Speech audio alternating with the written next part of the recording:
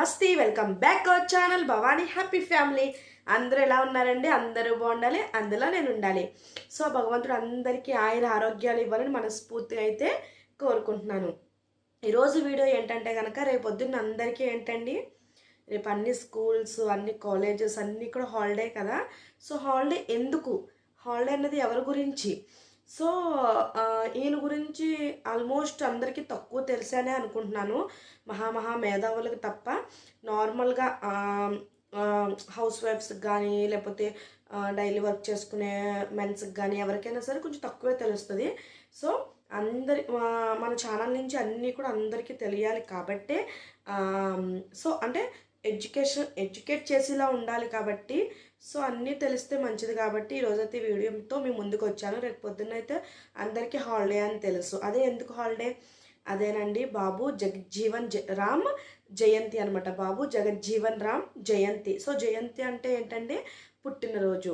So ఈయన చాలా మందికి తెలీదు అసలు. సో ఈయన ఏంటంటే మనకి స్వాతంత్రంలో ఎంతో కష్టపడ్డారు ఈయన. అంటే కష్టపడదాం అంటే స్వతంత్రం రావడానికి ఈయన పాత్ర కూడా అందులో ఉంది. సో అలాగే ఈయన పార్లమెంట్లో కూడా అన్ని అంటే మన భవిష్యత్తు గురించి, దళితుల భవిష్యత్తు గురించి, సో అందరి గురించి కూడా ఈయన వర్క్ చేశారు. సో అసలు ఈ బాబు జగజ్జీవన్ రామ్ అసలు ఆయన చరిత్ర ఏంటో ఈరోజైతే మనం తెలుసుకుందాం. సో వీడియోలోకి వెళ్ళబోయే ముందే ఏం చేయాలో తెలుసు కదండి, మీకు తెలుసు, అయినా నేను చెప్పాల్సిన బాధ్యత నాది. అందరూ కూడా మన ఛానల్ని సబ్స్క్రైబ్ చేసుకోండి. అలాగే పక్కనే బెల్ ఐకాన్ ఉంటుంది, దాన్ని టింగ్ మనం ప్రెస్ చేశారంటే ఆల్రెడీ నోటిఫికేషన్ ఇచ్చారంటే నేను ఏ వీడియో పెట్టినా మీ వరకు చేరుతుంది. So please subscribe our channel Bhavani happy family. So వీడియోలోకి అయితే వెళ్ళిపోదామండి. బాబు జగజ్జీవన్ రామ్ ఈయన ఒక గొప్ప వ్యక్తి అనే చెప్పుకోవచ్చు. గొప్ప వ్యక్తి అని చెప్పుకోవడం కాదు, గొప్ప వ్యక్తి ఈయన. సో ఈయన చరిత్ర మీరు విన్న తర్వాత ఈయన ఇలా చేశారా అని కూడా మీకు అర్థమవుతుంది. సో ఆయన గురించి అయితే క్లుప్తంగా మాట్లాడుకుందాం. నాకు తెలిసి అలాగే నేను ఎంతో అంటే చూసుకుంటూ ఎంతో ఆలోచించుకుని నేనైతే మీకు చెప్పడానికి మీ ముందుకు వచ్చాను అనమాట. సో నోటికి ఏదో వస్తే చెప్పేయకూడదు కదా. సో దీని వెనక చాలా హార్డ్ వర్క్ ఉంది. సో ఈ వీడియో అనే కాదండి, ఏ వీడియో చేసినా దాని వెనక చాలా హార్డ్ వర్క్ ఉంటుంది మీ ముందుకు తీసుకురావడానికి. తర్వాత కూడా హార్డ్ వర్క్ ఉంటుంది వీడియో పోస్ట్ చేసే ముందు. సో ఎంతో హార్డ్ వర్క్తోనే ఒక వీడియో అయితే అవుతుందండి. సో ప్లీజ్ అందరూ కూడా లాంగ్ వీడియోస్ చివరి వరకు వాచ్ చేస్తారని మనస్ఫూర్తిగా కోరుకుంటున్నాను. అలాగే లైక్ చేయడం వల్ల ఇంకొక నలుగురికి యూట్యూబ్ అనేది ఆ వీడియోని సజెస్ట్ చేస్తుంది అనమాట. మీకు అవసరం లేకపోయినా ఎవరికొకరికి అవసరం ఉండొచ్చు కదా. So please like, share, subscribe. So వీడియోలోకి అయితే వెళ్ళిపోదాం. సో అది ఎక్కువ పెట్టేస్తాను. సో బాబు జగజ్జీవన్ రామ్ ఇది మనకి 117వ జయంతి అండి. అయింది 117వ పుట్టినరోజు వేడుకలు అనమాట. సో ఇవి ఈయన ఏంటంటే ఒకవైపు దేశ స్వతంత్రం కోసం పోరాడుతూ మరోవైపు సామాజిక సమానత్వం కోసం, సామాజిక సమానత్వం అంటే ఏంటో తెలుసు కదండి. సో అందరూ సమానంగా ఉండడం, సో సమానంగా ఉండడం కోసం సమరం సాగించిన రాజకీయ సామాజిక విప్లవ యోధుడు ఈ బాబు జగజ్జీవన్ రామ్ అనే వ్యక్తి అనమాట.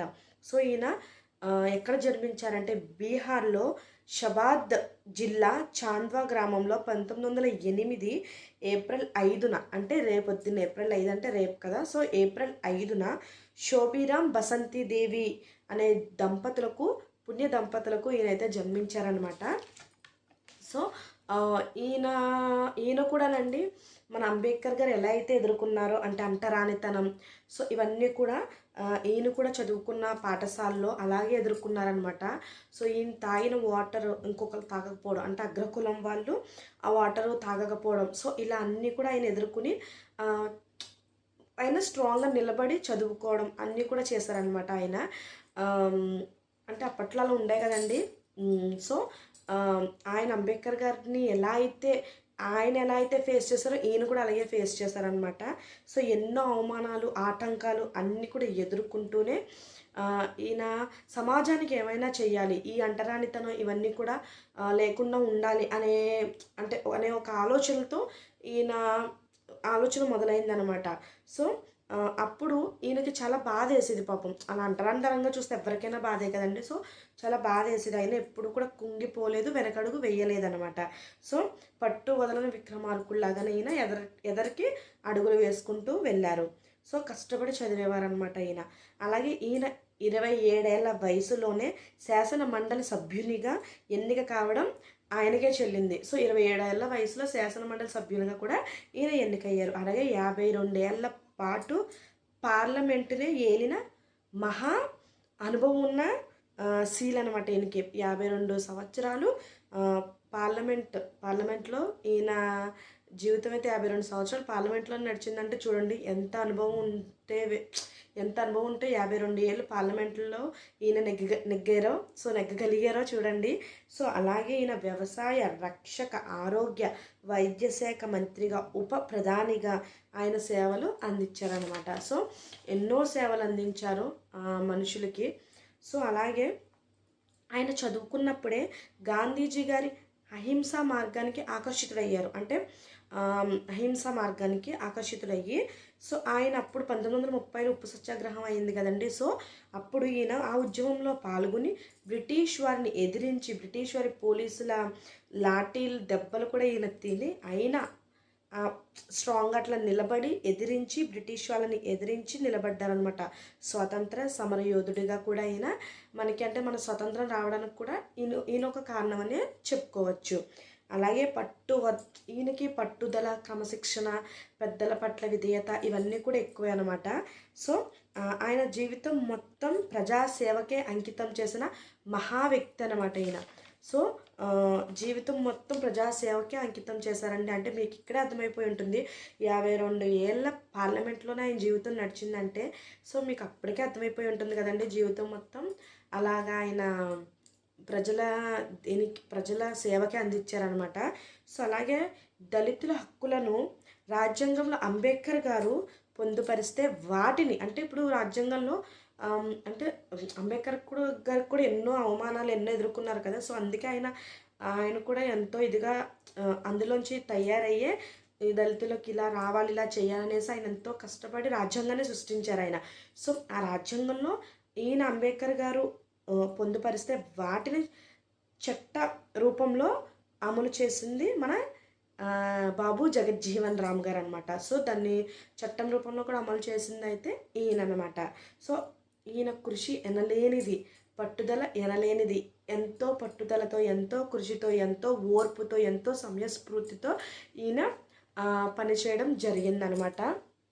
సో అదే అంటారు కదండి, ఏదైనా సరే అంటే ఒకటి మనం అనుకున్నామంటే అది కంపల్సరీ సాధించాలి. సో ఇలాగ అంటరానితనంగా ఇవన్నీ చూడడం ఇవన్నీ కూడా ఆయన మనసుని కదిలించి ఆయన అంటే దళితుల కోసం అంటే చిన్నగా ఉన్న వాళ్ళ కోసం ఏదో ఒకటి చెయ్యాలనేసి ఆయన ఇలాగా ఎంతో అంటే వాళ్ళ కోసమే అని కాదు ప్రజల సేవకి ఈయన అంకితం అయిపోయారనమాట. అంటే అన్ని చట్టాలు తేవడం అన్నీ కూడా తేవడం ఈయనకే సాధ్యమైందనమాట. సో స్వతంత్రం రావడానికి కూడా ఈయన హెల్ప్ అంతా కూడా ఈయనకే మనము ఎంతో రుణపడే ఉన్నామని చెప్పుకోవాలి. సో ఆయన తుది శ్వాస విడిచింది 1986 జూలై 6న తుది శ్వాస అయితే విడిచారండి ఈయన. సో రేపు పొద్దున్న ఏంటంటే ఆయన జయంతి అంటే ఆయన పుట్టినరోజు అనమాట రేపు పొద్దున్న. సో చూసారు కదండి బాబు జగజ్జీవన్ రామ్ గారి బయోగ్రఫీ. అంటే ఆయన అంటరానితనం చదువుకున్నప్పుడు అంటరానితనం ఇవన్నీ కూడా చూసి దాని నుంచి అంటే దళితులకి అన్నీ అంటే అలా చూడకూడదు ఎవరు అనేసి ఆయన పట్టు వదలకుండా అంటే ఒక స్ట్రాంగ్ పర్సన్గా నిలబడితేనే కదా ఏదైనా ఆయన సాధించాలి. సో అందుకే చక్కగా 27 ఏళ్ల వయసులోనే శాసనమండలి సభ్యునిగా ఎన్నికై 52 ఏళ్ల పాటు పార్లమెంట్లో ఆయన రాణించగలిగారు. అలాగే హక్కులను చట్టం రూపంలో తీసుకొచ్చింది ఈయనే అనమాట. దళితుల హక్కులను చట్టాల రూపంలో తీసుకొచ్చింది కూడా ఈయన అనమాట. సో చూసారు కదండి, వీడియో నచ్చినట్లయితే లైక్ చేయండి, షేర్ చేయండి, కామెంట్ చేయండి, సబ్స్క్రైబ్ చేసుకోవడం మర్చిపోవద్దు. Bye bye.